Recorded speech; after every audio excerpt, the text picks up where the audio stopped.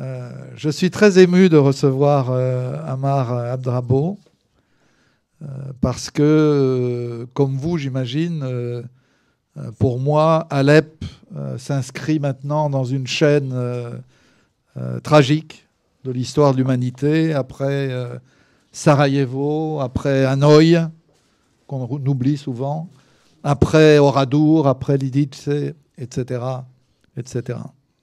Et pourtant, vos images ne sont pas seulement des images de douleur, mais aussi des images d'espoir et de combat. Parce qu'en fait, quiconque regardera votre livre le vérifiera, vous nous montrez moins les ruines d'une ville que les hommes, les femmes et les enfants qui y survivent. Alors, autre particularité, votre livre comporte aussi des textes, ce qui arrive dans les livres de photographie, mais là, ce n'est pas comme d'habitude, parce qu'en général, les photographies illustrent des textes, alors qu'ici, c'est l'inverse, ce sont les textes qui illustrent les photographies. Et pour cause, puisque chaque auteur a choisi un ou plusieurs clichés et les commente. Ces auteurs, ce sont Christophe Boltanski, Édith Bouvier, Majid Cherfi, Jean-Pierre Filiu, Nicolas Hénin, Salam Kawakibi, Camille de Rouvray, Marie Seurat et Nora Charabati-Djumblat. La réussite de votre livre, à mon avis, s'explique évidemment par votre engagement de journaliste, de photographe et d'artiste pour la Syrie. Vous êtes né à Damas, vous avez vécu en Libye, au Liban, en France. Vous êtes toujours revenu vers le pays natal, et notamment depuis la révolution syrienne. Vous avez fait plusieurs séjours. Et ces pages, je voudrais vous citer avant de vous donner la parole, ces pages, écrivez-vous dans votre préface, sont, je vous cite, un cri d'amour à une bien-aimée blessée, mais aussi un cri pour vous, pour nous réveiller. Et de rappeler qu'il ne faut jamais cesser de dénoncer ce qui se passe à Alep. Et pourtant, ajoutez-vous, et ça me paraît important, en dépit de tout, certains crient encore au complot, à la manipulation, aux mensonges de journalistes, aux agendas suspects, censés servir des pouvoirs occultes. Trop occupés, dites-vous, à traquer ce fameux complot, ces sceptiques finissent par nier les évidences du massacre qui se produit sous leurs yeux, tous les jours, en toute impunité. Par leur aveuglement, concluez-vous, ils se rendent complices de ces crimes. Et quand je dis crimes, je pense évidemment aux nouvelles qui ont été données hier par le département d'État des États-Unis. Selon lui, depuis le début de la répression, Bachar a fait tuer 60 000 prisonniers dans la seule prison de Saïdiana, où les cadavres des détenus pendus sont ensuite incinérés. Voilà une manière un peu dramatique d'introduire cette discussion. La règle du jeu, vous la connaissez. Vous avez 20 minutes pour présenter votre livre, en l'occurrence. Et ensuite, vous serez soumis aux questions de nos amis ici présents et présentes. Je vous en prie. Merci beaucoup pour cette présentation. Merci à vous tous d'être là alors qu'il fait beau et qu'on a plutôt envie d'être dehors pour grignoter un sandwich. C'est une autre nourriture qu'on va vous proposer. Effectivement, merci Dominique. L'idée du livre, c'était pas du tout de faire un livre catastrophiste ou triste. Alors, par moments, c'est triste. Des gens m'écrivent, des lecteurs me disent j'en ai pleuré, j'étais très mal à l'aise, etc. Bon, on va pas se cacher, on va pas se raconter des histoires. On va pas beaucoup de gens m'ont dit, quand je parlais d'Alep, ils me disaient « Ah, alors vous allez parler des belles années d'Alep, des années... enfin des riads, c'est pas des riads, c'est les maisons à l'épine, du savon, de la nourriture, de la coexistence avec toutes les religions et tout. » Et moi, ça me choque beaucoup d'entendre ça, parce que imaginez que quelqu'un vous dise tiens, il y a le voisin qui est en train de battre sa femme, et vous dites ah bah très bien, on va aller à la police avec leurs photos de mariage. Non, on va aller à la police avec les photos aujourd'hui de l'épouse violentée, avec les cocards, avec les bleus, avec ce qui ne va pas, parce que on regarde la réalité en face, on regarde ce qui ne va pas. On est là pour ça, on est là pour témoigner, on est là pour raconter les horreurs. Je sais que c'est pas toujours agréable, c'est plus sympa de parler du savon ou de la nourriture arménienne d'Alep, mais bon, on aura tout le temps, dans 10, dans 20, dans 50 ans, de parler de la nostalgie. Pour l'instant, nous sommes tous, et je pense que si vous avez fait l'effort d'être là, vous êtes déjà au courant, vous savez ce qui se passe, nous sommes tous face à une énorme entreprise de négationnisme en direct. Ça, c'est quand même... je ne sais pas, je ne suis pas historien, je ne sais pas si c'est une première dans l'histoire. On voit aujourd'hui le négationnisme d'il y a 70 ans, mais, enfin de ce qui s'est passé il y a 70 ans, mais d'avoir comme ça en direct, alors que c'est le conflit le plus documenté de l'histoire de l'humanité. On n'a jamais eu, si vous allez sur YouTube et que vous tapez Syrie, vous allez avoir pas 1000, pas 10 000, pas 100 000, mais des centaines de milliers de vidéos, des centaines de milliers de témoignages qui sont faits par tout le monde. C'est-à-dire que les victimes se filment, enfin, ou filment les raids aériens, filment quand les manifestants se faisaient tirer dessus, tout ça est filmé, mais aussi les tortionnaires filment les tortures. Les soldats filment quand ils entrent dans des villages, comment ils humilient, comment ils tuent, tout ça existe. C'est pas du tout c'est pas des fantasmes, c'est pas des histoires. Tout ça existe. Et malgré ces évidences-là, vous avez tous les jours des gens qui vont vous dire bah non, ça c'est filmé au Qatar, ça c'est filmé en Irak, ça c'est pas filmé, ça c'est faux, ça c'est bidon. Je suis sidéré par, on en parlait il y a 5 minutes, par l'importance, on va dire, jusqu'à, vous avez vu sur les candidats présidentiels de cette élection, il y avait peut-être 3 ou 4 qui étaient comme ça, dans ce scepticisme, dans ce complotisme, dont le plus connu, c'est Jean-Luc Mélenchon, qui disait bah, « Je ne suis pas sur place, je ne peux pas savoir qui tue qui ».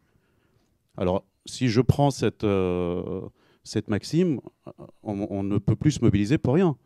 Ah ben moi, je ne suis pas à Gaza, je ne sais pas ce qui se passe à Gaza. Je ne suis pas sous l'apartheid, je ne sais pas ce qui se passe. Peut-être qu'on me raconte n'importe quoi. Peut-être que les Blancs afrikaners sont très sympathiques et des partisans des droits de l'homme, etc., etc. Et sur la Syrie, ça n'est pas... Si je le dis là sur l'Afrique du Sud, ça va nous faire sourire parce qu'on sait qui est l'agresseur et qui est l'agressé. Sur la Syrie, il y a vraiment des gens réussi à mettre le doute en chacun de nous, à brouiller les cartes, à faire passer l'agresseur pour une victime ou pour le moindre mal. Ça, vous l'entendez souvent. On va vous dire, mais c'est le moindre mal. C'est regarder ce qu'il y a en face. Alors, on regarde ce qu'il y a en face et on sait très vite que c'est une méthode, enfin, mettre en avant comme ça les islamistes, les djihadistes, c'est une... Après, j'expliquerai aussi que le mot même islamiste arrive aujourd'hui à faire peur alors qu'on ne sait pas très bien ce qu'il recouvre. Ça, c'est une autre affaire. Mais bon. Mais sur la Syrie, sur le fait de dire ah, vous préférez Daesh, déjà, c'est mettre en balance la dictature militaire d'un côté, entre guillemets laïque, et les djihadistes de l'autre. Alors, ce n'est pas du tout une trouvaille. Les Algériens l'ont fait il y a 20 ans. Les Tunisiens, avec Ben Ali, le faisaient régulièrement. Si vous regardez les visites de Chirac ou de Sarkozy chez Ben Ali, très souvent, il y a cette équation qui est posée. On dit aux gens, bah, Ben Ali, il n'est pas parfait, mais est-ce que vous préférez des talibans ou des gens, des coupeurs de tête, juste à quelques milliers de kilomètres ou à quelques centaines de kilomètres de nos côtes ? Donc forcément, si on vous pose cette équation, la plupart d'entre nous, on va dire, ah ben non, non, oui, je préfère Ben Ali, je préfère Bachar, il est sympa, sa femme s'habille en Louboutin et en Dior, elle est belle, etc., etc. Il y a toute une en tant que photographe, je peux parler de l'image, toute une imagerie qu'on nous sert à dessein pour nous dire, bah, vous préférez ça ou ça.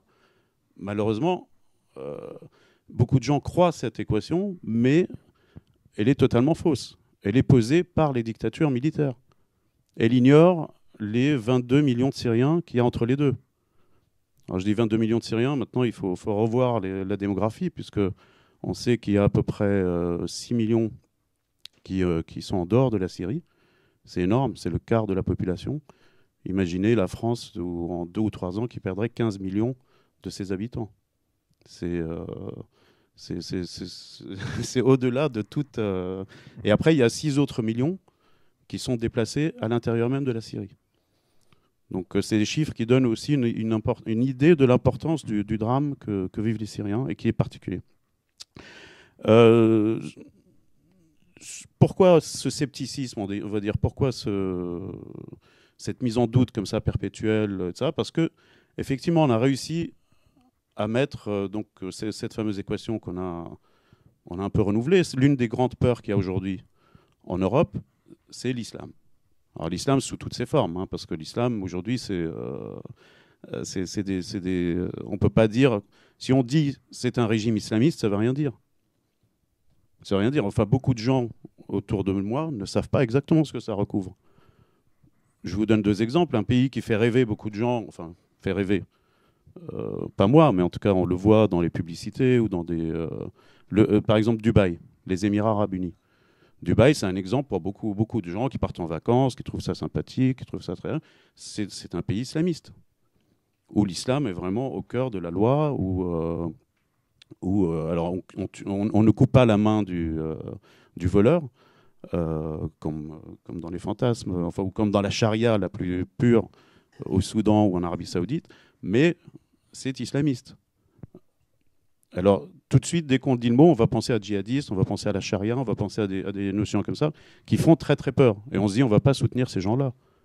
On va pas... Moi, dans les photos qu'on verra tout à l'heure, vous verrez, il y a une photo de deux petites filles qui vont à l'école, à Alep, bombardées. Moi, je la trouve magnifique, la photo. Bon, c'est la mienne, alors bon, mais c'est une photo qui, pour moi, parle énormément et d'espoir, et de ténacité, et de résilience, et de plein de choses, parce que quand même, sous les bombardements, on envoie les petites filles à l'école. Une association en France voulait utiliser cette photo pour récolter des fonds. Elle l'a trouvée très belle. Mais dès le lendemain, quand ils ont commencé à la mettre en page dans leur dépliant, on leur a dit non, attention, les 2 petites filles sont voilées, et on ne va pas toucher 1 euro, parce que beaucoup de gens vont se dire « Ah, ils voilent les petites filles », et tout ce qu'il y a derrière. Tous les fantasmes, toutes les légendes qu'il peut y avoir derrière, et qui font qu'on n'aura plus de sympathie pour ces 2 petites filles ou pour leurs parents. Donc c'est désolant, mais ce sont des choses... oui, on va peut-être la voir. Voilà, c'est cette photo-là. Vous parliez tout à l'heure, Dominique, du rapport du rapport du département d'État hier. Bien sûr, c'est intéressant. Bien sûr que c'est pas nouveau. Bien sûr que tous ceux qui ont travaillé sur la Syrie ou qui connaissent un petit peu savent l'ampleur de la torture, l'ampleur des massacres, l'ampleur de comment on peut disparaître en un instant. Enfin, tout ça n'est pas nouveau. Moi, je suis toujours un peu gêné en tant que journaliste et en tant que Syrien quand ce genre d'information vient du département d'État, parce que je sais que tout de suite, on va nous dire derrière « Ah, bah, c'est le département d'État. Ah bah oui, vous vous souvenez, Colin Powell avec la petite fiole à l'ONU il y a 14 ans, hein? Vous avez oublié? Ah bah oui, bah donc c'est bidon. Tout ça est une énorme opération de diabolisation de Bachar. J'adore le mot de diabolisation de Bachar. C'est-à-dire que quand quelqu'un a massacré, on ne sait pas combien, 200 000, 300 000, 400 000, enfin les chiffres ne veulent plus rien dire au bout d'un moment. Mais quand quelqu'un est prêt à mettre son pays dans l'état où est la Syrie aujourd'hui, et que quelqu'un vient vous parler ensuite de diabolisation, c'est-à-dire que c'est nous qui le rendrions, les journalistes, les médias, les gens payés par l'Arabie Saoudite et le Qatar, ou les États-Unis et la CIA et les francs-maçons et Israël, et, enfin tous ceux qui se cachent derrière cet énorme complot, c'est nous qui le diaboliserions. Lui, au départ, c'est quelqu'un de très sympathique. J'ai même entendu des gens me dire il a été réélu 3 fois, vous savez. Nous, ça nous fait rire, mais il y a vraiment des gens pour qui c'est un argument. Ils vont vous dire ça. Il a été réélu 3 fois. Comment pouvez-vous dire que c'est un salopard, franchement? Donc bon, après, je les invite à regarder exactement le concept d'élection dans le parti basse et comment ça se passe. Il y a pas, pour info, moi je me souviens, j'ai couvert plusieurs fois des élections ou des réélections de Bachar. Par exemple, il n'y a pas de liste électorale. Ça n'existe pas. Donc vous pouvez voter. Moi j'ai des amis qui s'amusaient à voter 10 fois dans la même journée. Un peu pour insister sur le ridicule du truc. C'est une comédie. Une fois, un ami à moi avait rentré du Liban avec son chauffeur de taxi libanais. Et il lui a dit, et c'était un jour d'élection, il lui a dit il faut que je m'arrête à un bureau de vote à côté de chez moi pour que les mokhabarats, c'est-à-dire les milices, voient que je suis là et que j'ai voté. Et quand il le voit se garer, il lui dit et lui, pourquoi il vote pas? Il dit mais il est libanais, c'est un chauffeur de taxi. Il dit mais c'est pas grave, allez, viens, il vote. Et le type est allé voter. Donc bon. Donc du coup, après, quand quelqu'un vous dit il a été réélu 3 fois, sauf si c'est une blague. Bon. Pour revenir un peu sur le livre, vous avez parlé de ce qu'on y trouve. Alors j'ai voulu un petit peu sortir de la narration qu'on a en général sur la guerre. C'est-à-dire très très souvent, la guerre est racontée par ceux qui la font.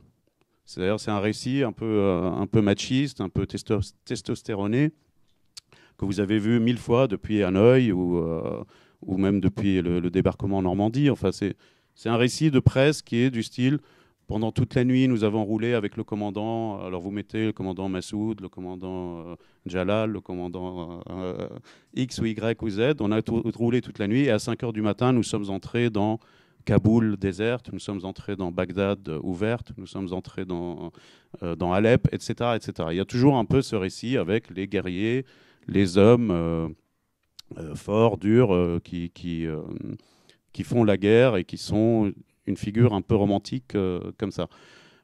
Moi, j'ai voulu, depuis quelques années déjà, m'intéresser aussi à ceux qui subissent la guerre. À ceux qui ne sont pas forcément ceux qui ont les armes à la main, mais qui doivent vivre avec... d'un seul coup, vous êtes chez vous, d'un seul coup, le quartier devient bouclé. Les jeunes sont les armes à la main, ils doivent défendre le quartier, ou d'autres arrivent, etc. Et puis vous êtes là. Qu'est-ce que vous faites? Ça dure 1 an, 2 ans, 4 ans. Eh bien, c'est cela que j'ai voulu montrer beaucoup dans le livre. Alors, vous allez voir des gens qui dansent, des gens qui vont à l'école, enfin, comme les petites filles. Alors, je vais essayer d'utiliser ce... Je sais pas si ça marche. Apparemment pas. Bon. En tout cas, il doit y avoir des photos de gens qui dansent à un moment. Par ici. Rassurez-moi, avec les autres, ça marche ou c'est juste moi? Ah, voilà. Voilà, par exemple, ça, c'est une image très paisible comme ça. Ce sont des gens qui tournent une vidéo, qui tournent un feuilleton, ce qu'on appelle une sitcom, c'est-à-dire un feuilleton plutôt comique qui fait rire et qui est dans le principe... alors là, les petites filles ne sont pas voilées à dessein, elles jouent le rôle d'adultes. Et c'est assez marrant parce que l'équipe qui tournait cette série a voulu parler de tous les problèmes qu'il y a en Syrie, en zone, ce qu'on appelait nous les zones libérées, c'est-à-dire les zones libérées du régime d'Assad, mais où tout n'était pas parfait, bien sûr. Il y avait les factions militaires qui étaient parfois plus ou moins sympathiques, ça dépendait où on était. Il y avait des deals ou des trafics de l'aide humanitaire, etc. Je ne dis pas, vous ne verrez pas dans ce livre un endroit où on dit que ces zones-là étaient parfaites. Ces zones étaient des laboratoires où on essayait d'inventer une société après 40 ou 50 ans d'un totalitarisme abominable, affreux. Et donc voilà, donc il parle quand même de tous ces problèmes, il parle de la corruption des officiers, il parle des trafics, il parle de tous les tabous, on va dire, mais à travers des enfants et d'une façon assez drôle. La série a eu d'ailleurs a remporté un prix à Paris dans un festival qui s'appelle Sérimania en 2014 ou 2015, excusez-moi. Je pense que c'est la photo date de 2014 et c'est l'année d'après où la série a été récompensée. Donc cette photo est paisible entre guillemets, mais c'est vraiment entre deux bombardements. C'est dans la vieille ville d'Alep. Et parfois, je me souviens que quand ils tournaient, à un moment, il y avait un bombardement assez important, donc ils arrêtaient parce que la bande son était foutue. Donc ils arrêtaient, ils disaient allez, on va la refaire, en espérant que là, on va pouvoir faire 5 minutes ou 10 minutes sans bombardement. Donc pour moi, ce genre de choses raconte énormément sur les Alepins.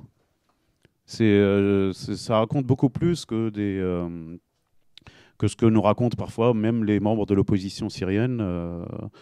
Le fait de travailler ainsi, ça me dit beaucoup plus de choses.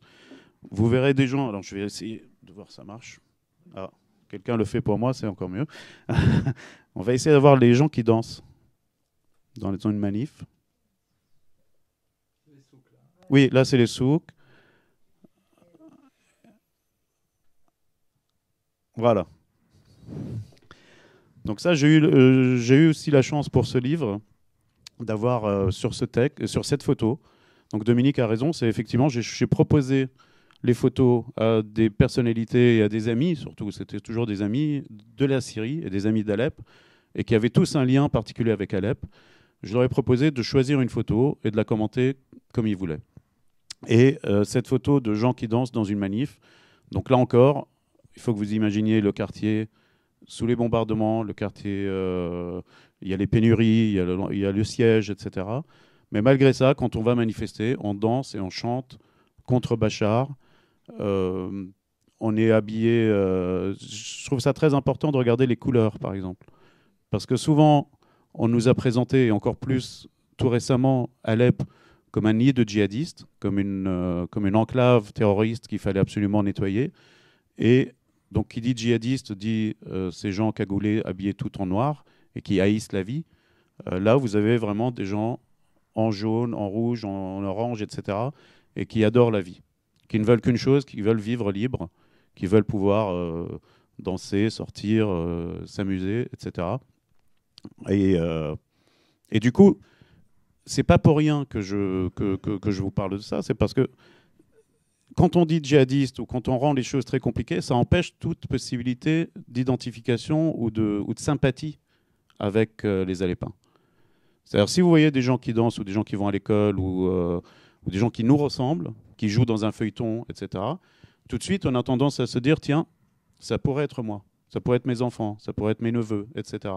Mais si on vous montre que les djihadistes, il n'y a aucune façon de pouvoir s'y identifier ni d'être sympa envers eux. Et puis, à part les djihadistes, il y a aussi un autre travers sur la Syrie qui a été très souvent mis en avant, c'est compliqué. C'est très compliqué. Alors là, les gens... Moi, je me souviens une fois, je me suis retrouvé sur un plateau télé devant entre guillemets, une opposante, mais qui avait un discours qui était très proche de celui du régime, et qui disait, alors vous savez, il y a l'Ukraine, la Crimée, Poutine doit faire un deal avec Bachar, mais aussi il y a l'Europe, le Kazakhstan avec des conduits de pétrole et du gaz, et puis le Qatar, vous savez, le gaz c'est très important pour le Qatar, etc., etc. Donc ça partait dans des étages incroyables, mais ce qui fait qu'au bout d'un moment on est complètement paumé, on ne sait plus du tout de quoi on parle. Alors moi je disais, vous savez, il y a des gens qui vont à l'école et leur école est bombardée. C'est aussi simple que ça. Elle est bombardée par leur chef d'État, par leur armée de l'air. Allons au plus simple. Je disais oui, mais quand même, n'oubliez pas la Crimée et l'Ukraine. Donc, forcément, si vous présentez les choses comme ça de façon très très compliquée, avec des enjeux géopolitiques, je ne dis pas qu'il n'y en a pas, il y en a forcément. Mais dans la narration, c'est le meilleur moyen de couper les gens de la Syrie et d'Alep. Vous me dites si je parle trop. D'accord. Je voudrais répondre à vos questions, bien sûr. Voilà. Ça, c'est une photo que j'aime beaucoup, pareil, parce qu'elle parle beaucoup d'Alep. C'est le vendeur de Janérek. Alors, Janérek, pour ceux qui ont déjà été en Syrie, ce sont des prunes vertes qu'on mange à cette époque de l'année, enfin en avril-mai. Et c'est pas du tout un produit de première nécessité, c'est vraiment un luxe. Enfin, et pendant la guerre, ce garçon, qui a une très belle allure, je trouve, qui me change, moi, des images parfois qu'on nous sert des Syriens réfugiés, cassés en deux, ou des mendiants aux portes de Paris et tout ça. Là, c'est un Syrien debout, qui a une très belle allure, et qui vend un produit de luxe. Ça veut dire que des gens aussi en achètent. Ça veut dire que malgré les bombardements, malgré le siège, malgré tout, on va venir acheter chez ce monsieur, chez ce garçon, des Janérek et pas du pain. Enfin, c'est vraiment un produit qu'on aurait en plus. Donc je trouve que ça raconte aussi beaucoup de choses sur l'art de vivre ou sur la façon de vivre des Alépins ou la résilience, même en temps de guerre.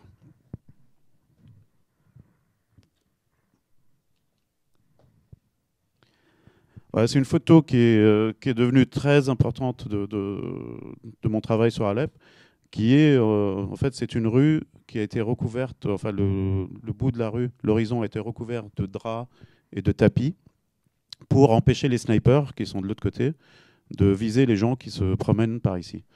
Donc c'est sur la ligne de front à Salah ad-Din. Donc comment dire, c'est assez impressionnant, comme vous voyez, c'est une réalisation d'une dizaine de mètres de hauteur et qui est assez belle d'une certaine façon. Et on m'a expliqué que les jeunes guerriers qui installent ça, que c'était pas si facile à faire. Si c'est trop lourd, ça s'écroule, et si c'est trop léger, ça s'envole avec le vent. Alors il y a vraiment une espèce d'équilibre qui permet de garder la rue en sécurité. Et puis il y a ce motard qui va vers la ligne de front et qui aussi symbolise, beaucoup de gens y ont vu une symbolique des Syriens qui vont comme ça dans une espèce de voie sans issue ou vers l'inconnu, on ne sait pas très bien ce qui se passe ou ce qu'il y a derrière ce rideau.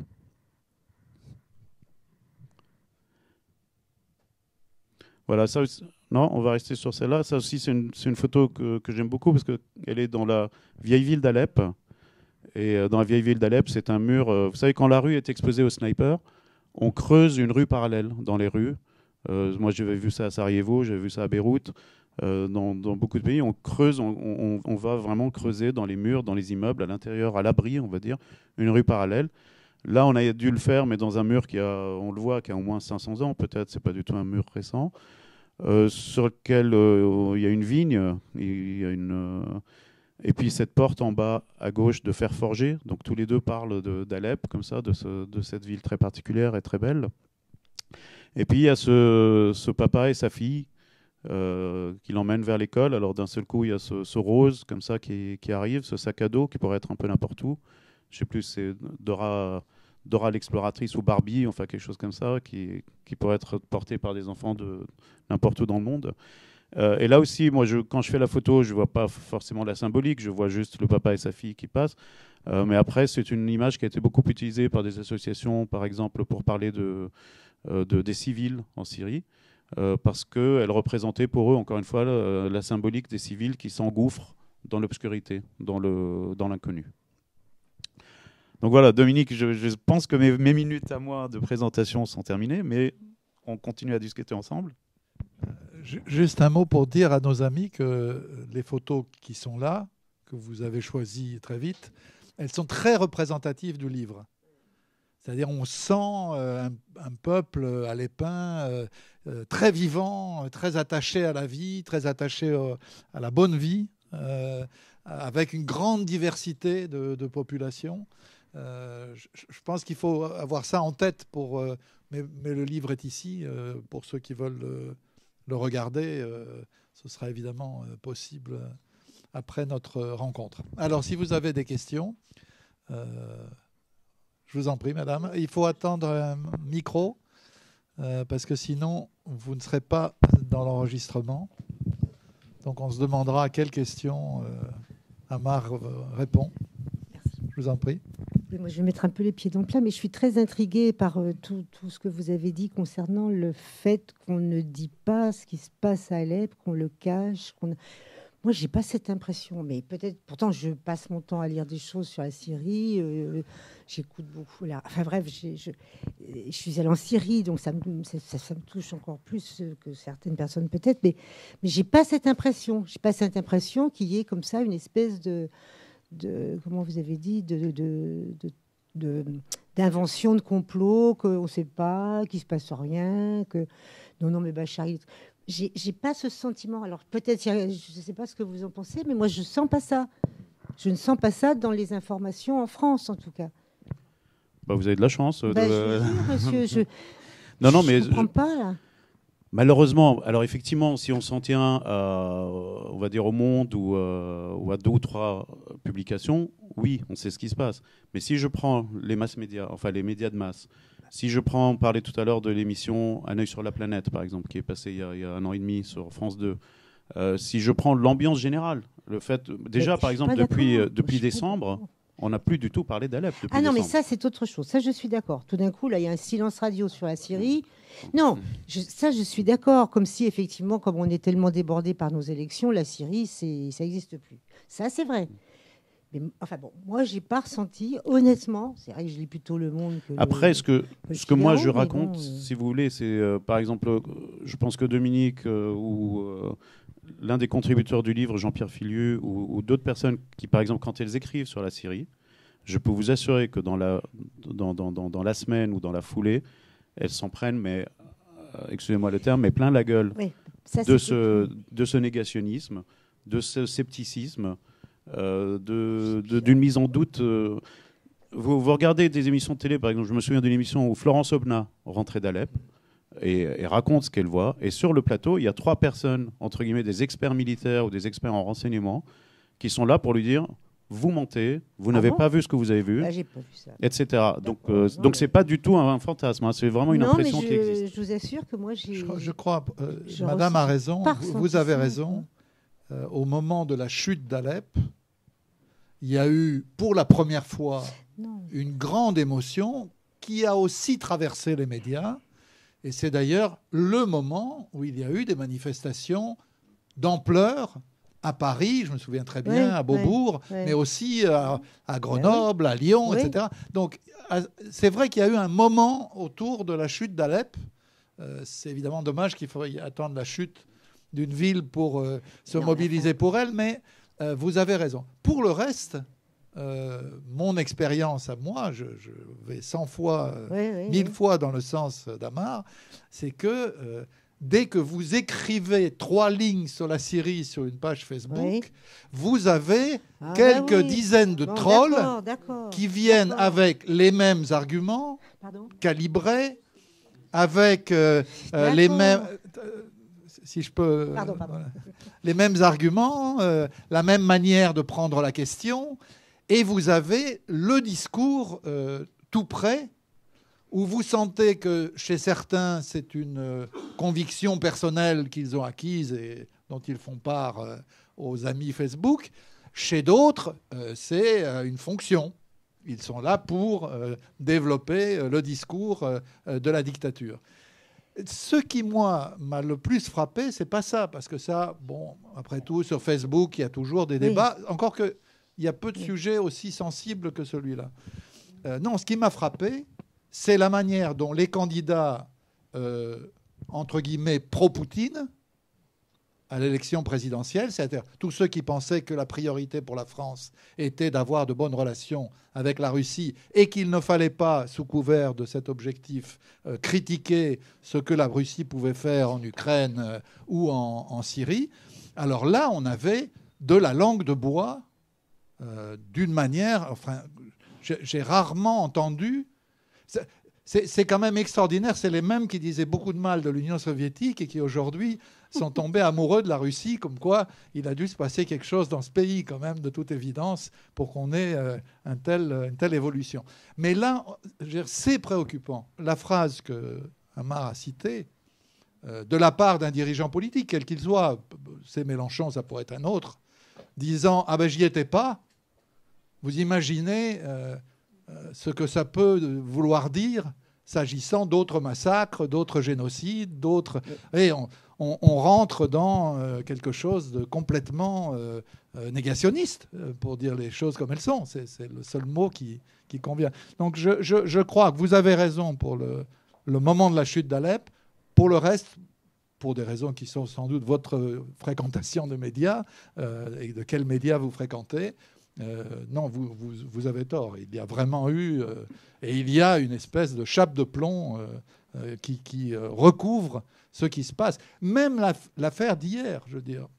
D'accord, c'est le département d'État. Donc il faut prendre des précautions, comme sur n'importe quelle source, il faut prendre des précautions. Oui, mais enfin, on en a parlé partout, monsieur, excusez-moi. Je l'ai lu, je l'ai entendu à la radio, oui, etc. Vous avez entendu développer cette nouvelle longuement? Aussi longuement que les autres nouvelles. Non, mais c'est 60 000 morts dans une prison. Oui.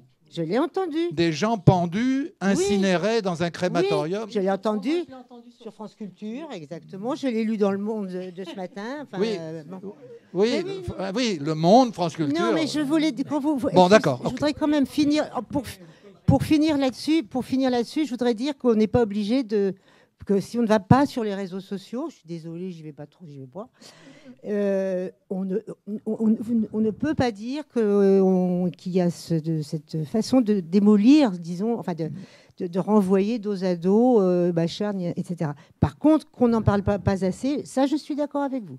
C'est vrai que la Syrie, elle a un peu disparu des écrans radars, pas seulement elle, pas tout ce qui se passe. Ça, je suis d'accord. Bien sûr, c'est ça que je vous dis. Je suis d'accord, mais ça, c'est pas la même chose que de dire, de toute façon, Bachar, il est bien, et les candidats en question, y compris Mélenchon. Je crois absolument qu'il ait dit ça, je sais à peu près. Bon. Mais on ne l'a pas entendu dire ça, je veux dire, dans son expression publique pendant les élections, pendant sa campagne, par exemple. Il n'a jamais dit ça pendant sa campagne. Enfin, moi, j'ai entendu 3 émissions dont n'est pas couché. Ça existe, hein. Je parle de sa campagne, de ses discours de campagne. Bon. Il n'en a jamais parlé. Non, d'accord. Mais dans les 3 émissions dont n'est pas couché, on a entendu ce qu'il avait à dire. Et c'est pas le seul. Hein. François Fillon aussi était très, très pro-russe, hein, d'une manière forte. Attendez, si vous parlez sans micro... personne ne vous entendra, donc... Moi, je dis que ce n'est pas des gens qui sont forcément pro-russes, c'est des gens qui essayent de rétablir... Il ne marche pas, non? Si.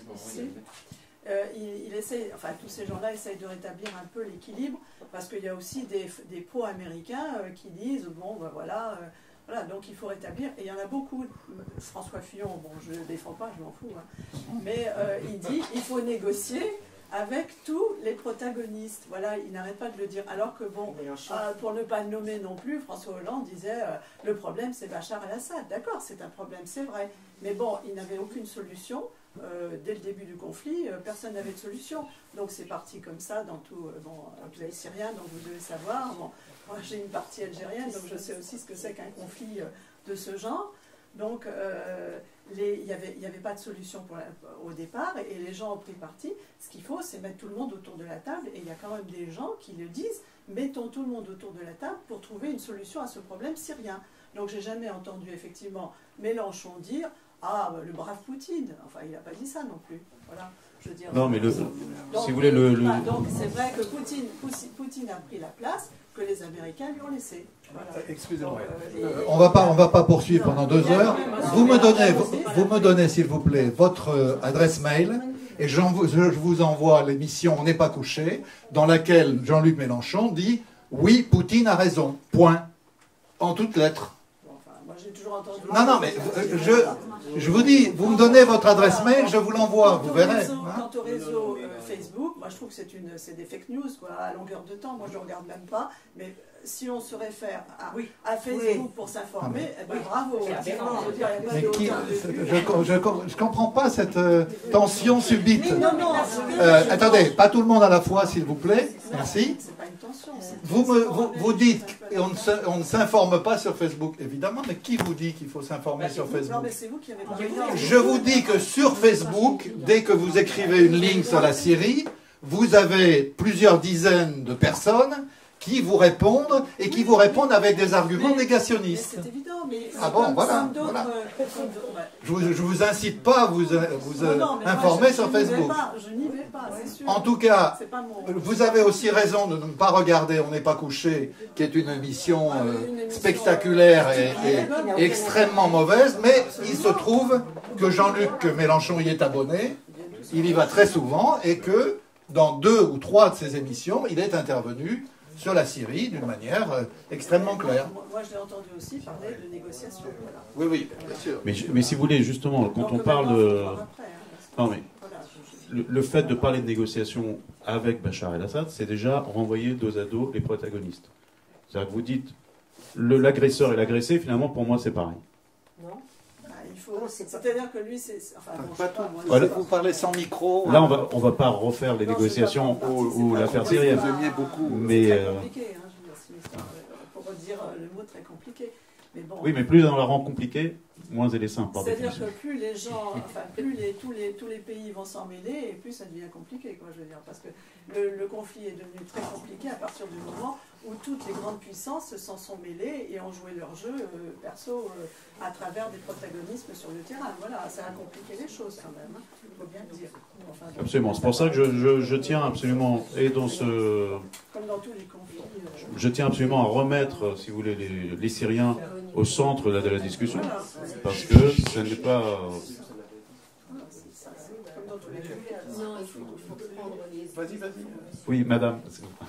Si vous voulez parler, prenez le micro, sinon... Non, je dis que c'est vraiment... On oublie souvent qu'il y a les Syriens qui souffrent au quotidien, et que ça, c'est une réalité que j'ai vue, que beaucoup de gens ont vue, ont répertorié, ont noté, etc., qu'on ne peut absolument pas nier.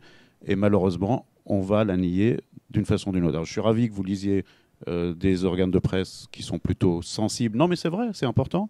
Mais malheureusement, moi non plus, je ne suis pas un fan des réseaux sociaux ou de Facebook, mais aujourd'hui, c'est un peu la température ambiante. C'est la place du marché, on va dire, ou c'est le café du commerce. Il y a 20 ans, on parlait du café du commerce. Bah, aujourd'hui, sur Twitter, sur Facebook, etc., vous avez un peu le ton de ce qu'on raconte dans les universités, dans les entreprises, etc. Et malheureusement, ils ne sont pas aussi bien informés que vous.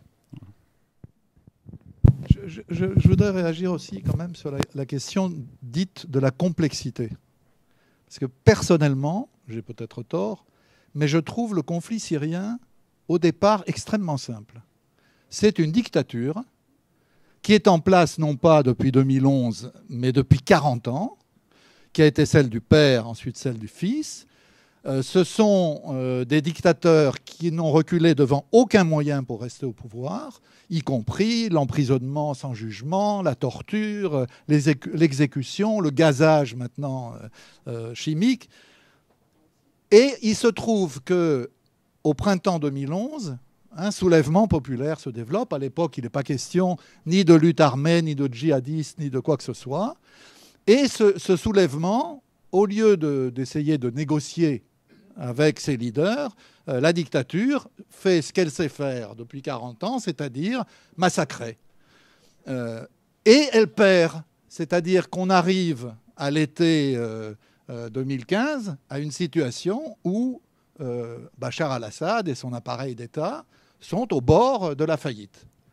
Et à ce moment-là, comme ça ne suffisait pas d'avoir les Pasdaran iraniens, comme ça ne suffisait pas d'avoir le Hezbollah, ils font appel aux Russes et les Russes interviennent avec une puissance aérienne qui n'existait pas jusque-là dans le conflit et ils retournent la situation. Évidemment que la militarisation de la rébellion, elle a entraîné la recherche d'armes, donc d'alliés qui fournissent des armes, donc de financiers pour payer ces armes.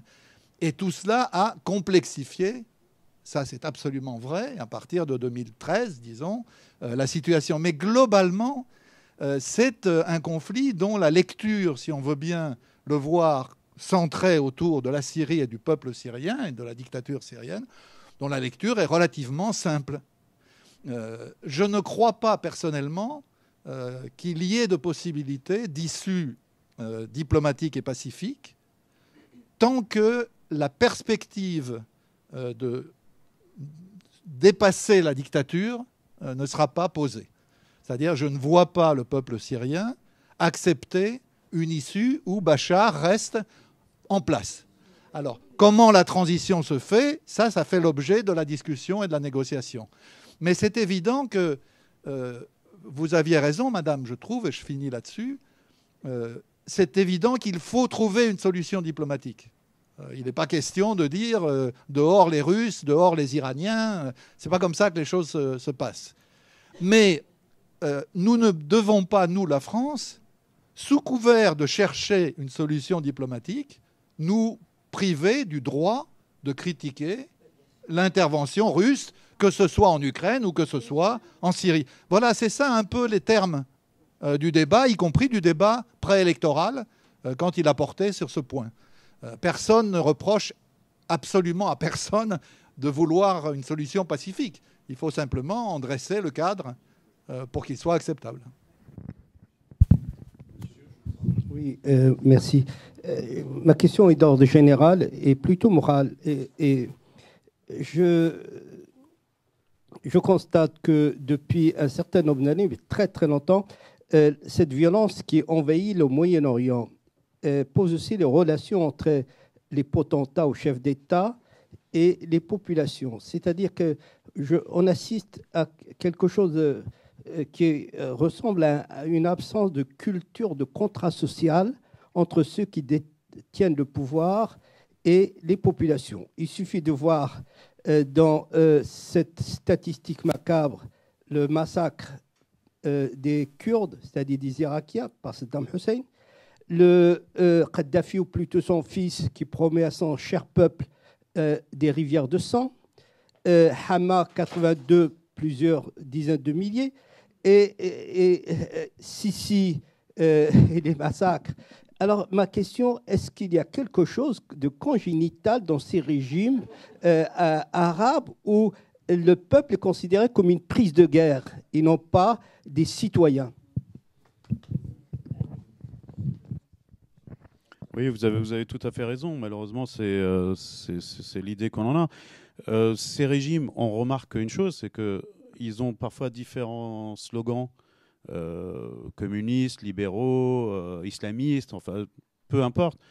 L'un des mots qui les définit le mieux, je ne sais pas à qui il est, peut-être Dominique le sait, ce sont des kleptocraties. Je trouve que ce mot est vraiment exactement de quoi il s'agit. Donc, kleptocratie, vous êtes là pour piller les ressources de ces peuples, quel qu'en soit le prix. Donc forcément, oui, il n'y a pas de contrat social, il n'y a aucun respect, il n'y a aucune... Comme je vous disais, les élections, c'est de pure forme, c'est pour faire plaisir à la presse, enfin la presse occidentale, parce que la presse locale est souvent totalement aux ordres. Je profite de votre question pour dire une chose que moi on me dit souvent quand je fais des conférences ou des présentations comme ça. Souvent j'entends ce mot qui est horrible parce qu'il est très raciste en même temps. C'est entendre quelque chose du genre « Oh, vous savez, ils ne sont pas encore prêts pour la démocratie. C'est pas leur truc. Ils ne sont pas faits pour ça » ou quelque chose comme ça. C'est quelque chose qu'on entend. Alors là encore, ça nous fait sourire ici. Mais croyez-moi, on l'entend beaucoup. Et donc, je dis souvent, mais enfin, si on regarde pourquoi est-ce qu'au Bangladesh ou au Sénégal, par exemple, on a maintenant des alternatives politiques, on a des alternances, on arrête, alors, il n'y a pas longtemps au Sénégal, on avait arrêté le fils de l'ancien président Ouad qui était accusé de corruption, etc. Donc on est sorti de ce cycle, on va dire, de kleptocrates et de tyrannie et de totalitarisme. Pourtant, le niveau de vie ou d'instruction ou d'éducation du Bangladesh ou du Sénégal est bien moins important que celui de la Syrie, par exemple. Donc, c'est pas du tout... je refuse et je vous invite à rejeter en bloc cette accusation qui consiste à dire « Ah, bah, ces gens-là, ils y viendront un jour ou l'autre. » Oui, mais si on continue à laisser des régimes comme ça, ils n'y viendront jamais. Puisque ces régimes empêchent toute éducation, toute alternance, etc., etc. Donc, c'est toujours retardé d'une génération ou de deux à chaque fois. Et c'est autant de temps perdu. Alors après, souvent, les gens qui vous tiennent ce genre de discours, c'est souvent les mêmes qui vous disent « Ah ben, on en a trop ici. On a trop de réfugiés, on a trop d'immigrés, on a trop d'étrangers. » Enfin, on mélange un peu toutes les notions. Et ben, souvent, il faut leur expliquer que si ça se passait mieux là-bas, il y en aurait sans doute moins ici. C'est pas très... ça me semble logique, mais ça ne l'est pas souvent. Oui, bonjour Amar. J'ai trouvé cette question excellente, hein, merci monsieur. Mais dans le prolongement, en fait, il y a même le terme d'armée d'occupation. En fait, ce sont des régimes qui occupent leur propre pays. Premier exemple, qui a contribué malheureusement à la croissance de Daesh en Irak, c'est le comportement de l'armée irakienne à Mossoul, qui mettait des checkpoints, qui rançonnait la population. Officiers qui étaient en majorité chiites, qui prenaient quelque part leur revanche de ce qui leur était arrivé du temps de Saddam Hussein, et qui donc se mettaient à rançonner une population qui donc les a chassés à coups de pierre, et qui malheureusement a cru à un certain répit sous donc le règne de terreur de Daesh. Bon, armée d'occupation, bon, on le voit de l'armée syrienne, hein, qui n'est plus une armée d'ailleurs, je pense. Quand on a des soldats sunnites qui sont confinés à leur caserne, qui n'ont aucun moyen de communication, ne serait-ce qu'avec leur famille, parce qu'on craint qui rejoignent soit les rangs de la rébellion, soit désertes. Non, pas Daesh, non. Non, pas Daesh. Non. L'armée syrienne libre, Jaish el-Fat et toute la pléthore de groupes qui sont à base locale, qui a donc lutté dès l'été 2011 contre le régime. Et bon, je pourrais citer d'autres exemples, mais je pense que justement, on réserve le terme d'occupation. Bon, avant, c'était peut-être à juste titre à l'occupation israélienne des territoires occupés. Maintenant, je pense qu'il faudrait vraiment parler d'auto-occupation d'un pays par les armées de ces régimes-là, quoi. Oui, dans les années 80, il y avait une blague en Syrie qui était très répandue, qui disait, en fait, c'était deux enfants, où l'un disait à l'autre, elle fait quoi, l'armée d'occupation israélienne? Alors l'autre gamin disait, elle confisque les terres, elle viole les femmes, elle confisque les richesses, elle nous emprisonne pour rien et tout. Et l'autre disait, mais quelle est la différence avec la nôtre alors? Et donc ça rejoint exactement ça, oui, malheureusement. Il faudrait peut-être dire que Daesh est un des meilleurs alliés du régime syrien, un de ses meilleurs alibis, hein, justement. Les déserteurs ne vont pas vers Daesh. Si vous parlez hors micro. Pardon. Oui, on n'a pas parlé de Daesh, c'est pas une question, mais on peut y répondre comme ça. Oui, effectivement, on peut remarquer que Daesh est... dans les discours, tout le monde veut combattre Daesh, mais dans les faits, très peu de gens veulent vraiment la combattre, parce que pour Bachar, c'est une excellente assurance vie, donc pas question de combattre Daesh. Pour les rebelles, ils l'ont combattu dans Alep et l'ont viré. Donc pareil, encore une fois, quand on entendait dire qu'on allait à Alep pour déloger Daesh, c'était déjà fait il y a 3 ans. Mais malheureusement, les rebelles n'ont pas les moyens, et puis surtout leur priorité, c'est vraiment de combattre le régime, parce qu'eux savent que si le régime tombe, Daesh tombe. Daesh existe parce que justement elle est ménagée, parce qu'elle est... je veux dire, tous les bombardements qui ont eu lieu sur Alep et dont vous voyez les effets dans mes photos, il n'y en a pas eu sur Raqqa. Il n'y a rien eu sur Raqqa. Quand les colonnes de Daesh partaient de Raqqa à Palmyre, donc on est en plein désert, ça se voit par tous les satellites et par les hélicoptères et par ce que vous voulez, personne n'est allé bombarder. On les a laissés prendre Palmyre parce qu'on voulait à ce moment-là et reprendre une deuxième fois, juste au moment où Alep tombait d'ailleurs, le même jour. Donc oui, Martin, tu as raison, c'est Alep, Daesh est un allié du régime, au moins objectif en tout cas. Et un alibi, absolument. D'autres questions? Attendez, prenez le... Comment est financé Daesh? Alors au départ, ce sont les résidus, on va dire, des services de renseignement irakiens, donc qui ont une assise, à la fois une assise populaire dans le triangle sunnite en Irak, et puis surtout qui rackettent, qui lèvent des impôts, etc. En s'installant, en créant un État, enfin c'est un faux État, mais c'est quand même un État qui on a vu récemment dans l'affaire du cimentier Lafarge, par exemple, des entreprises payent à Daesh beaucoup d'argent pour continuer à travailler, par exemple. Et c'est le cas aussi pour des camions, des petits commerçants. Enfin, il y a un impôt au bout d'un moment. Donc le pétrole, absolument, oui. Le pétrole qui est revendu et aux Turcs et au régime de Bachar. Souvent, on parle que des Turcs, mais c'est souvent beaucoup de gens achètent le pétrole. Donc oui, au bout d'un moment, ça fait beaucoup d'argent et un vrai autofinancement quelque part. Je reviens un tout petit peu en arrière sur la question de la nature des dictatures arabes dont nous parlons. Je crois qu'il ne faut pas oublier qu'elles ont survécu aussi du fait de l'appui de l'Occident.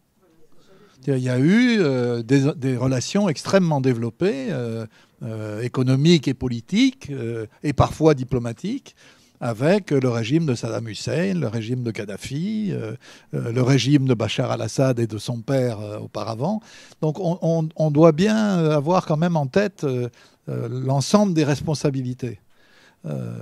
Et j'ajoute que quand on développe une théorie orientaliste selon laquelle ce serait dans la nature de ces peuples d'avoir des dictatures, alors est-ce qu'il faut avoir le même raisonnement à propos des régimes autoritaires qu'on a eus en Europe de l'Est de 1947-48 ou 49 jusqu'à 1991.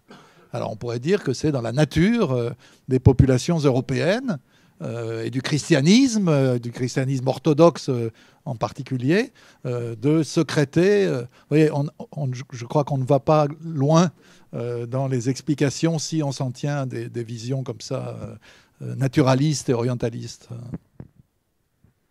D'autres questions ? Par rapport à ce que vous disiez, je pense en Espagne ou au Portugal aussi, il y a eu des régimes très durs. Absolument, absolument. Voilà. Alors moi, si ça ne vous ennuie pas, j'aurais aimé parce qu'a priori, on a dit dans les médias, dans les journaux, dans les livres, on entend parler de Daesh, enfin, de tout ce qui se passe au plan militaire, etc. Et d'ailleurs, ce que je voudrais dire aussi, puisque celui qui est président de la Syrie actuellement, quand son père est mort, je me souviens que des gens avaient dit « cette famille, ça suffit, et on va essayer de faire des élections démocratiques », c'est-à-dire des gens vont se proposer. Et je me souviens, en France, on avait dit « ah mais ce fils-là, il est très bien, il a fait ses études en France, il est médecin, vous allez voir, et tout va changer ». Et à ce moment-là, il y a des gens qui étaient sceptiques. Le truc du complot, c'est dans l'autre sens aussi. Hein. Des gens étaient sceptiques et ont dit, bon, non, ça ne va pas changer. Mais alors moi, j'aimerais revenir à Alep et aux gens qui vivent dans Alep. Et vous nous avez montré des jeunes qui vont à l'école. Et cette guerre dure. Et je ne sais pas quand elle va s'arrêter, même si un jour les armes s'arrêtent. Parce qu'il y a d'autres choses. Vivre dans un monde très dur, ce n'est pas uniquement avec les armes.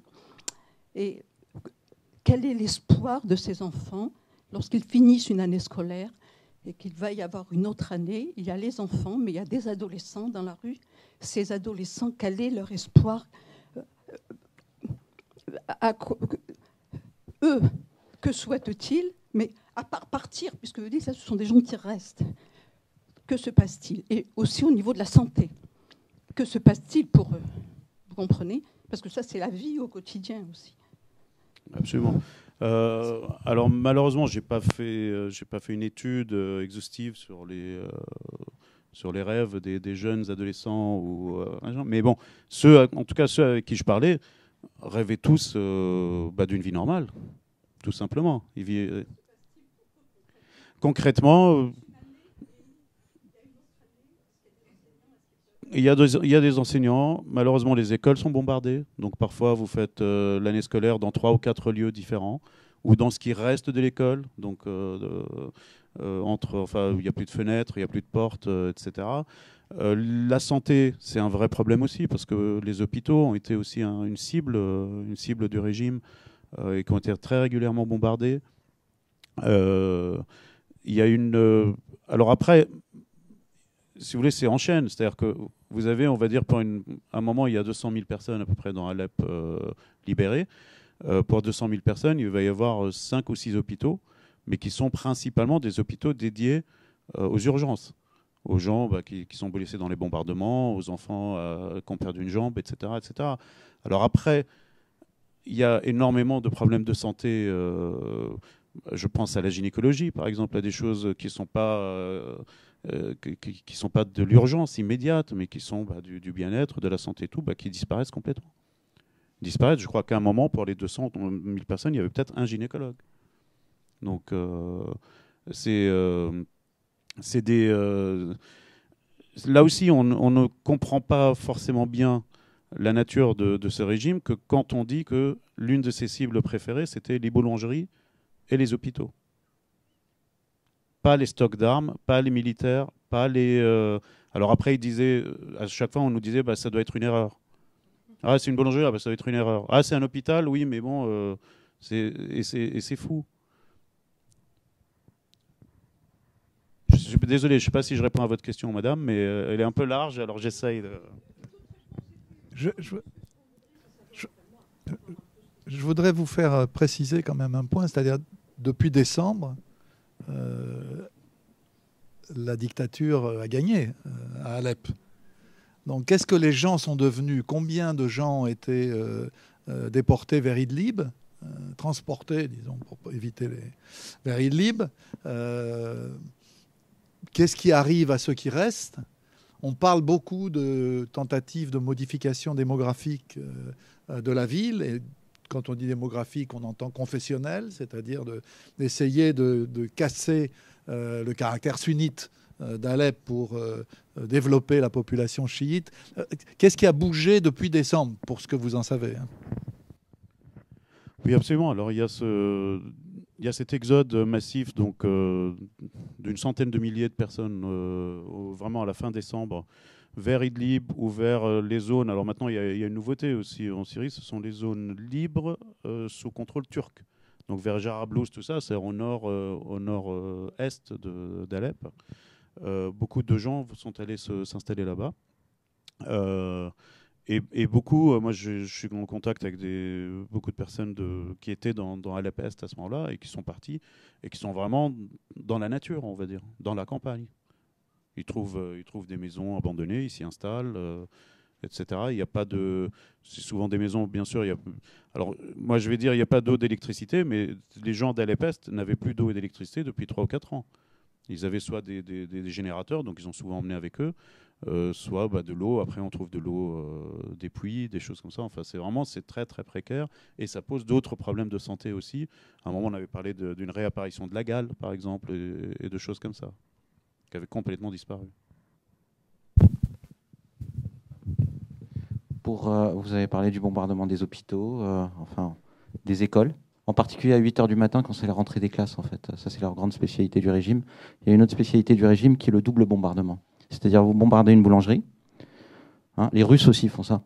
Et vous attendez qu'en fait, les secouristes, dont les casques blancs, dont on peut parler, peut-être, tu en as rencontré beaucoup, Amar, on attend qu'ils arrivent pour refaire un bombardement, pour retuer les gens qui essayent de sortir les gens des décombres.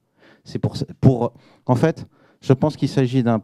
Et ça, c'est depuis l'automne 2011 en particulier. Ça a commencé dans la région du Jebel Zawiya, qui est entre Hama et Alep, province d'Idlib notamment.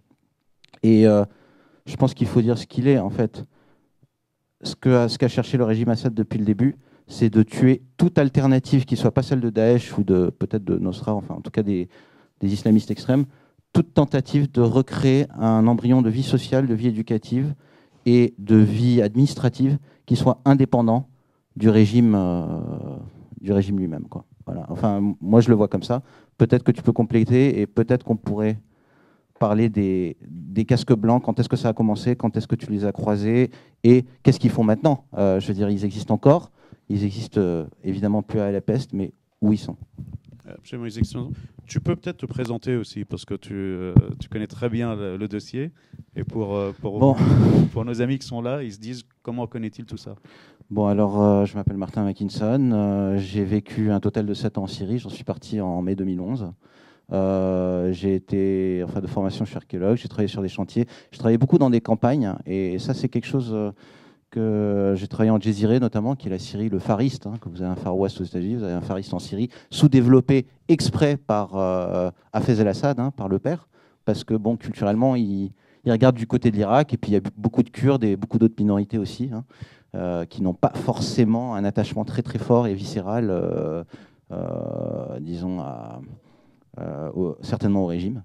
Alors, j'ai travaillé comme professeur dans des écoles privées syriennes. Alors, ce qui était intéressant, parce que vous ne pouviez pas ouvrir une école privée avant 2011. En fait, la transition de...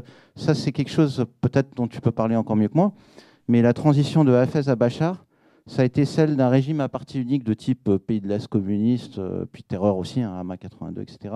Un régime de prédation, en fait, un régime de prédation totale. Et il n'y avait pas un seul secteur de l'économie qu'on ne pouvait ouvrir. En fait, les gens, au début des années 2000, et surtout les Occidentaux dans leurs ambassades, hein, ou envoyés par des grandes entreprises, Total, etc., ils disaient « Ah ouais, chouette, il y a des cafés Internet, ah, il y a des écoles privées, il y a des écoles, il y a des universités privées hein, autour de Damas. » Tout ça, on ne pouvait pas les ouvrir si voilà, des gens de la famille Assad ou des gens de la famille Makhlouf ou des gens de la famille Anbouba Homs touchaient 30-40% des bénéfices, quoi, hein. Moi, j'ai fini par travailler dans une école qui s'appelait Bachar, qui est à Koura al-Assad, à 20 km à l'ouest sur la route de Beyrouth. Hein. Et bon, voilà, c'était un secret pour personne. Hein. Ça appartenait à Bouchra al-Assad, avec 3 prête-noms qui faisaient leur petit profit à côté, hein, dont un qui était le conseiller modernisateur, il s'appelait Sokar, enfin c'était la femme de Nabil Sokar, conseiller en modernisation de l'économie. Tout ça, c'était du trompe-l'œil. Un autre exemple qui malheureusement a continué à travailler pour Asma al-Assad pour ce qu'on appelle la Syria Trust, qui était quelqu'un de très éduqué, américano-syrien, un architecte que j'avais connu au Yémen, dont j'avais travaillé à éduquer les enfants. Et ben, il m'a confié un jour, et ça c'était en 2006 au Yémen, au début des années Bachar, il me disait, en fait le but du régime c'est, en anglais, make us look good for foreign investors.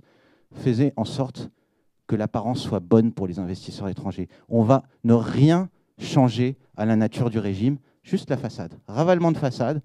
Et dans ce ravalement de façade, vous avez évidemment la figure que vous connaissez pour l'avoir. Je pense que vous avez dû même la rencontrer personnellement. Asma al-Assad était un élément clé de ce ravalement de façade, hein, qui marchait d'ailleurs. Hein. Je cite les paroles de Sarkozy qui disait « quelqu'un qui a une aussi jolie femme, il ne peut pas être complètement mauvais » lors de sa visite à Paris. Hein, c'était quelque chose quand même d'extraordinaire. Alors, j'insiste sur le fait que oui, j'ai eu la chance entre 92 et 2011, enfin j'ai vécu en Syrie un total de 7 ans, mais j'y ai travaillé tous les ans sur les chantiers de fouilles, de connaître la population en dehors des villes, de connaître la population en dehors des quartiers, disons, de classe moyenne ou aisée, Abou Roumané, Slimani à Alep, Azizi, etc. Donc là, vous voyez les gens du commun, dans quoi ils vivaient avant. Et de l'eau courante, il n'y en avait pas non plus. Hein. Il n'y en avait pas dans les campagnes enjézirées, avec des pluies, avec une nappe phréatique à 150 mètres, parce que Hafez el-Assad les a obligés à cultiver du coton pendant 20 ans. Hein. C'est catastrophique pour une zone qui est à la limite du désert. Je veux dire, c'est donc ces gens qui souvent se posent en experts de la Syrie, qui sont sur les plateaux de télé, qui sont des ex-diplomates, ces gens, ils vivent à Damas. Ces gens, ils vont visiter Palmyre comme ça un week-end, ils vont visiter Bosra un week-end, mais ils ne vont pas dans les campagnes 2 mois d'affilée. Ils vont pas voir les populations dans des villes qu'on n'aurait aucun intérêt à visiter. Je pense qu'il y en a une qui a eu un rôle très important dans les comités de coordination locaux, qui est maintenant sous occupation, qui est maintenant dans la zone turque, hein, de l'armée turque, qui est Membij, par exemple. Ça, c'est la zone autour de laquelle j'avais tendance à travailler. Voilà. Ceux-là, on ne leur a jamais demandé quoi que ce soit. Et pourtant, et tous ces diplomates occidentaux qui disaient « je connais le pays, j'ai quadrillé le pays, etc. », en fait, n'étaient pas du tout au contact de la population. Et c'est aussi pour ça que psychologiquement, ils ont eu tendance à se laisser embobiner, hein, je pense que le terme est bon, par le régime de Bachar et ses apparences, disons, de modernisation et d'occidentalisation. Voilà. Excusez-moi. Merci Martin. Merci Martin. Juste un mot sur les casques blancs, puisque tu en as parlé. Effectivement, donc les casques blancs, c'est une organisation qui a été faite en 2012-2013, notamment dans le Nord, à Alep, qui est la défense civile, et qui déjà, à l'époque, tenait des propos qui, pour beaucoup de révolutionnaires, étaient choquants, puisqu'ils disaient « Nous, on est là pour sauver les civils, quels qu'ils soient, même si on est dans des zones où ce sont des pro-Bachar, nous devons les sauver. » Et beaucoup de gens étaient surpris ou choqués par ces propos, qui étaient pourtant sages et modérés. Et malheureusement, vous allez voir aujourd'hui, alors sur les réseaux sociaux, mais vous allez voir que les casques blancs passent pour être des terroristes, passent pour être des agents de la CIA, passent pour être... Enfin, ils ont eu... notamment au moment de... Donc, ils ont été nommés... Enfin, ils étaient dans les candidats au prix Nobel de la paix qui n'ont pas eu. Mais il y a un petit documentaire sur eux qui a reçu un Oscar il n'y a pas longtemps à Los Angeles, à Hollywood. Et là encore, il y a un déchaînement de haine sur les casques blancs. Pourquoi ? Parce que ça représente... C'est-à-dire, quand vous êtes devant des gens qui vous disent toute la journée ce sont des djihadistes, ce sont des salopards, en parlant de la révolution et des révolutionnaires, eh bien, toute forme, on va dire, de civilisation, toute forme de modération doit être sali. Doit être sali, c'est pour ça que ces gens, que les casques blancs vont être traités de tous les noms, parce qu'on ne peut pas tolérer qu'il y ait des gens modérés ou des gens sensés ou des gens sympathiques ou des gens civilisés dans la rébellion. D'autres questions? Madame. Moi, j'aurais aimé que vous nous parliez un petit peu de votre travail, comment vous faites, ce que vous faites et pourquoi ce livre et pourquoi tous ces auteurs que vous avez choisis. Alors, mon travail, j'en profite du coup pour rebondir aussi sur ce que disait Martin, pour pas que vous ayez l'impression d'être pris en traître. Moi, j'ai travaillé effectivement sur Asma el-Assad et sur Bachar el-Assad. Je les ai accompagnés plusieurs fois dans des voyages ou quand ils venaient à Paris. J'ai fait des photos d'eux, j'ai fait des photos avec leurs enfants, etc.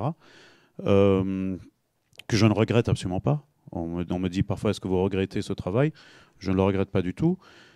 Je fais partie des gens qui se disaient il vaut mieux que Bachar, qui était un petit peu atypique par rapport au reste de l'appareil syrien, à savoir les apparatchiks du Bas, quand ils partaient en voyage, c'était dans la Roumanie de Ceausescu ou en Corée du Nord. C'était un peu leurs univers. Et donc Bachar, lui, était ophtalmo, il avait fait ses études à Londres, il prenait le métro, enfin des choses qui le rapprochaient, je trouvais, d'une certaine normalité, alors occidentale, je l'admets, mais on espérait que ce personnage un peu atypique pourrait peut-être être un Gorbatchev, quelqu'un qui, petit à petit, disloquerait le système qu'il a porté. Alors, aujourd'hui, bien sûr, ça a l'air d'être naïf, mais en 2000, on avait plutôt intérêt à y croire, parce que sinon, on aurait eu ça. Ça, c'est pas venu par un coup de baguette magique de la CIA ou de je sais pas qui. Ça, c'est le résultat de 50 ans d'humiliation, de vol, de prédation, etc. À un moment ou à un autre, ça arrive. C'est pas possible. Les gens, pendant longtemps, espèrent partir, espèrent voyager, espèrent émigrer. Et puis, au bout d'un moment, ces possibilités-là se réduisent. Ils sont chez eux. Ils ne peuvent plus partir ni à Dubaï, ni en Europe, ni machin. Un jour ou l'autre, si ce n'est pas eux, c'est leurs enfants qui disent « ça suffit ». Moi, je vais peut-être mourir, on va peut-être se sacrifier, mais peut-être que nos enfants ou nos petits-enfants, eux, pourront vivre normalement. Donc voilà, donc ça, c'est une partie du travail que je faisais avant. Ensuite, donc le travail sur Alep, c'est 6 voyages qui ont été faits en 2013 et 2014 pour voir. C'était pas du tout l'idée, c'était pas du tout de faire un livre au départ. C'est vraiment d'aller voir, d'aller raconter, d'aller montrer ce qui se passe. Parce qu'encore une fois, quand je tenais parfois des discours où j'étais invité à droite à gauche pour parler comme ça, il y avait toujours quelqu'un dans la salle qui se levait en disant « Vous n'êtes pas en Syrie, vous êtes à Paris, tranquillement, à Saint-Germain. De quoi vous parlez? Vous êtes un menteur, vous êtes aux ordres de X, Y ou Z. » Alors, le meilleur moyen pour un photographe, c'est d'aller voir sur place et de ramener des photos. Donc je l'ai fait. Ça n'a pas empêché les critiques et les accusations, parce qu'après on vous dit les photos sont montées, on vous a pas emmené là où il fallait, etc. etc. Bon, tant pis. Je veux dire, si on ne veut pas être critiqué, on ne fait rien. Vous savez, on reste chez soi. Après, très peu de photos que vous verrez dans ce livre ont trouvé leur place dans la presse. Parce que moi, je suis journaliste et que je dois les publier dans la presse. Très, très peu. Il y a eu juste le sujet sur la petite série télévisée qui est passée dans M, le magazine du Monde. Et puis, des petits bouts qui sont passés dans Le Point, etc. Mais sinon, il y a eu très, très peu d'enthousiasme. Alors, des gens, parfois, me disaient... Oui, il y a eu dans Télérama, absolument. Mais il n'y a pas eu beaucoup d'engouement, parce qu'on me disait c'est bien l'histoire de l'école, par exemple, qu'on reconstruit ou des choses comme ça, c'est vachement bien, on va la faire et tout.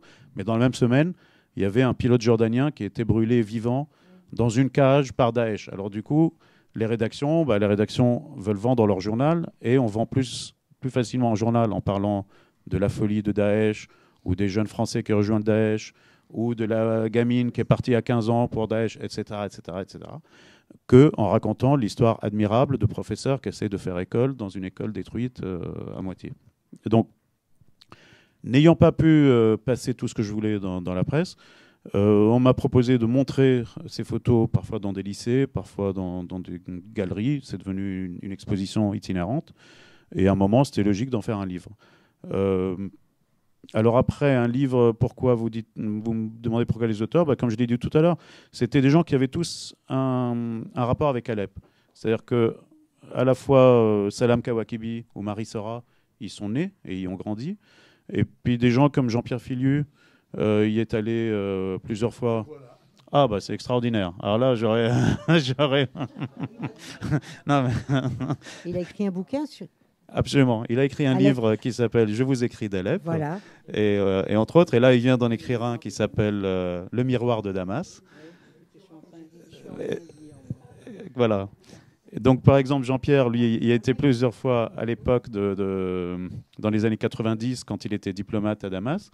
Et puis, on a eu la chance de partir tous les deux ensemble, de passer en 2013, donc en pleine guerre, de passer dans Alep et de voir ce qui s'est passé loin des fantasmes et loin de toutes les idées et des djihadistes et de tout ce qu'on nous racontait. Ensuite, il y a des gens comme Majid Cherfi, par exemple, qui est aussi auteur, qui est chanteur et parolier du groupe Zebda, qui, lui, a été aussi avec Jean-Pierre Filiu dans les années 90 pour présenter deux concerts à Alep, et dont il garde un souvenir très ému. Donc, c'est des gens, malheureusement pour d'autres, comme Nicolas Hénin, Alep, il y était en tant qu'otage. Donc chacun avait un rapport particulier avec cette ville. Christophe Boltanski est allé pour le Nouvel Observateur, ou pour l'Obs, comme on dit maintenant. Oui, c'était le Nouvel Observateur, en 2012. Edith Bouvier y est allée avec moi en 2014. On a fait ce travail ensemble sur les équipes de télévision, enfin de séries de télé. J'ai oublié personne. Non, elle avait été blessée avant, à Homs, absolument. C'est à Homs qu'elle était blessée. Nora Jumblat, c'est l'épouse du dirigeant politique libanais Walid Jumblat. Elle est de Damas, mais elle dit avoir un rapport, elle connaît bien Alep, où elle se rendait souvent, et elle dit avoir un rapport très très fort avec cette ville. Et puis Camille de Rouvray, alors c'est un nom qui ne dit pas grand-chose peut-être pour vous, elle était prof de français à Alep. Elle a écrit un très très joli livre qui raconte vraiment la lente entrée dans la guerre de la ville, avec ses étudiants, avec ses amis, les parents d'élèves, etc., qui s'appelle « Quitter Alep en guerre ». Et qui m'avait beaucoup touché. Donc c'était pas une liste. Je voulais pas. Des gens m'ont dit écris à Jacques Lang, écris à des gens qui adorent l'Orient, qui adorent Alep et tout. C'était pas l'idée, c'était pas le but. Si vous voulez, c'était vraiment soit des amis personnels et qui connaissaient la ville et qui auraient aimé cette démarche, à qui j'ai proposé les photos. Ils en ont choisi chacun une et l'ont commenté à leur façon. Alors vous trouverez des récits très inégaux, plus courts, plus longs, plus émouvants, plus érudits. Enfin, il y a tout. Moi, je n'ai rien corrigé derrière. J'ai pas dit c'est trop long, c'est trop court, c'est trop triste, c'est trop gai. Non, je les ai pris tels quels. C'était aussi ça, c'était l'idée vraiment. À un moment, vous l'avez rappelé tout à l'heure, Dominique. Je parle d'un cri. Donc un cri, c'est pas réfléchi. Un cri, c'est ce qui vous vient, c'est le premier jet, c'est tel que ça vient, tel que on le fait, il existe, il est maintenant entre vos mains. Des gens l'aiment, des gens l'aiment pas, c'est plus mon affaire. Voilà. Est-ce qu'on peut dire quand même que certains jouent plus le jeu que d'autres? C'est-à-dire certains s'attachent vraiment à un cliché et d'autres ont un peu de mal à s'attacher à un cliché, donc ils généralisent assez vite. Absolument, mais c'était leur liberté aussi. Vous faites peut-être référence à Nora Jumblat par exemple. Donc c'est quelqu'un qui travaille beaucoup sur l'éducation des réfugiés syriens au Liban. Donc forcément, à partir de la photo des deux petites filles qui vont à l'école, elle parle beaucoup de l'éducation, de son cheval de bataille. C'était son choix, c'était sa liberté. Et Jean-Pierre, donc qui vient d'arriver et qui nous a rejoint, lui a parlé d'un moment extrêmement mouvant que nous avons vécu ensemble, qui était d'aller dans la mosquée des Omeyyades d'Alep, la grande mosquée, qui était vraiment c'était une ligne de front à ce moment-là. Donc c'était très difficile d'y accéder, très difficile d'y rester longtemps parce qu'elle était exposée aux tirs. On ne pouvait pas aller dans la cour, par exemple. Et on a passé un moment un peu surréaliste maintenant quand j'y repense, avec les jeunes combattants qui tenaient. Et puis ensuite, alors, à travers aussi, à partir de la mosquée, on avait rencontré un jeune homme qui, lui, avait constitué une espèce de brigade d'étudiants en archéologie pour récupérer, par exemple, les manuscrits ou les pièces extrêmement vieilles qu'il y avait dans la mosquée, pour les mettre à l'abri, pour pas qu'ils soient brûlés, par exemple, ou détruits. Voilà. Et qui a fait l'objet aussi d'un très bel article de Jean-Pierre dans la revue 21, qui s'appelle « Le gardien d'Alep ». D'autres questions? On va bientôt terminer. J'ai le droit de faire juste une petite, pour aller dans le sens de ce que disait tous les droits. À propos du ravalement de façade de Bachar, là, quand vous avez parlé tout à l'heure. Et moi, il se trouve que j'étais en Syrie, en brave touriste. Hein. Je n'étais pas un an avant le début de la guerre. Et que vraiment, on savait que Bachar était un dictateur, etc., etc. On savait quelques trucs, disons. Mais on ne se rendait compte de rien. Je dis bien en tant que touriste. Hein, je n'étais pas journaliste, je ne faisais pas de... Et ça m'a tellement frappée. Je me suis dit, c'est quand même incroyable. On s'est baladé dans ce pays. On était deux amis et dans une voiture avec un monsieur guide, chauffeur guide, enfin voilà. Et on s'est quand même beaucoup... Enfin, je veux dire, on n'a pas été que dans les grands sites, si vous voulez. Hein, mais on ne pouvait pas imaginer que un an plus tard, tout allait se soulever comme ça. C'est incroyable. Comme en effet, ça avait l'air tellement bien. Il y avait des bonnes routes, il y avait des gens qui pique-niquaient à Alep, les Syriens qui se baladaient et tout. On voit quand même, tu vois, c'est un pays, il y a une classe moyenne, les gens se promènent, il y avait très peu de touristes d'ailleurs, mais des touristes syriens. C'est bouleversant, je trouve, ces fausses impressions. Quoi. Il faut préciser, enfin vous avez raison, que beaucoup de gens, y compris syriens, j'entends, ont pensé que Bachar al-Assad serait le réformateur de la Syrie. Il y avait vraiment l'espoir, à l'époque, j'entends, d'un printemps de Damas qui allait permettre de... Vous parliez tout à l'heure de Gorbatchev, bon, c'était un exemple peut-être, mais je crois que ce qui, moi, me frappe beaucoup, c'est la rapidité de l'engrenage. Quand on pense que Nicolas Sarkozy a fait présider le 14 juillet, le défilé du 14 juillet par Bachar al-Assad, et que quelques années après, on est dans une espèce de course folle vers l'horreur, quoi. Moi, c'est ça qui m'a beaucoup frappé. J'ai des amis d'Alep qui m'ont dit on n'aurait jamais imaginé que ça puisse arriver à notre ville. Ah ben, qu'il y ait un tel déchaînement de violence dans notre ville, quoi. C'est-à-dire, c'est quand même pas n'importe quelle ville, c'est aussi une ou la plus vieille ville du monde. Donc, qu'est-ce que vous en pensez de cet engrenage extrêmement rapide, parce que c'est quand même sur le temps très court, quoi. Sur l'engrenage, de toute façon, on a entre le début des manifestations et la militarisation, on a à peu près 8 mois. 8 mois pendant lesquels on tire vraiment sur des foules désarmées impunément. Donc forcément, la militarisation... Alors, bien sûr, quand moi je suis à Paris tranquille et tout, je vais dire ils n'auraient pas dû prendre les armes et tout. Mais quand vous êtes dans un quartier, que vous avez perdu vos enfants ou vos frères, etc., c'est quand même plus compliqué. C'est pas la même chose. Sur ce que vous dites l'expérience, on va dire, en tant que touriste, oui. Mais c'est l'expérience que beaucoup de gens, par exemple, décrivaient dans le Maroc d'Hassan II ou dans la Tunisie de Ben Ali. C'est des endroits où c'est très agréable d'aller passer quelques jours. Maintenant, si vous y êtes, si vous y vivez, c'est-à-dire déjà, si vous y êtes quelques jours, déjà, vous ne voyez pas ce que disait Martin tout à l'heure, les coupures d'eau ou d'électricité ou des choses qui ont l'air de rien, mais c'est fait aussi partie de la dignité humaine quotidienne. Après, les humiliations des mukhabarat, le racket, on ne le voit pas quand on est touriste. Et quand on est touriste étranger, occidental, quand vous êtes touriste local, c'est déjà plus... Enfin, local, je veux dire syrien ou libanais, déjà, vous êtes soumis à ce racket. et vous savez un petit peu mieux de quoi il s'agit. Mais c'est vrai que les Occidentaux, on a ordre dès l'aéroport de ne pas les embêter. Ils sont là, ils viennent, ils s'amusent, ils passent 10 jours. Donc, enfin, c'est un plaisir. Moi, la Syrie, c'était un plaisir. C'était un pays magnifique. Donc, Bon, mais je remercie Amar, c'est l'heure.